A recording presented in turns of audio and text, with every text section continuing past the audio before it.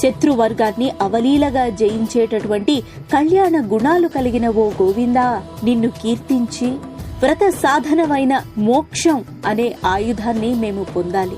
ఈ ఘన సన్మానం మా అందరికీ జరగాలి. ఈ విధంగా నువ్వే దీవించాలి. ఈ ధనుర్మాస వ్రతాన్ని ఆచరించిన తర్వాత మాకు ఎటువంటి ఫలితాలు కలగాలో తెలుసా? చేతులకు గాజులు, ఇంకా ఎన్నో ఆభరణాలు, చెవి క్రింది భాగాన్ని అలంకరించే దిద్దులు, చెవి పై భాగమున పెట్టుకునేటటువంటి చంపస్వరాలు, కాళ్లకు అందెలు మొదలైన అనేక ఆభరణాలు మేము ధరించే విధంగా మమ్మల్ని దీవించు. తర్వాత అందమైన చీరలు కూడా మేం కట్టుకోవాలి.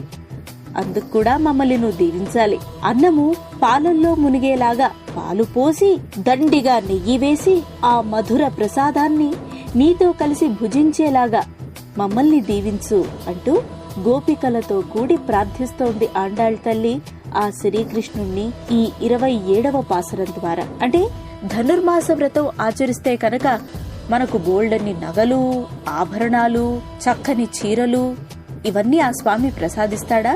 ఇక్కడ ఆభరణాలు, చీరలు అని ఆండాళ్ తల్లి అనడం వెనుక ఆంతర్యం ఏమిటి తెలుసా? నిత్య సుమంగళిగా ప్రతి మహిళ ఉండాలి. మంచి భర్త ప్రతి కన్య పిల్లకు రావాలి. ఇది ఆండాళ్ తల్లి ఆంతర్యం ఈ పాసురం రాయటం వెనుక. అందుకే చక్కని ఆభరణాలు, మంచి చీరలు ధరించేలాగా మమ్మల్ని దీవించు అని ఆ స్వామిని వేడుకుంటోంది మన తరఫున ఆండాళ్ తల్లి. మరి మనం కూడా ఆ స్వామిని వేడుకుందాం మనసారా.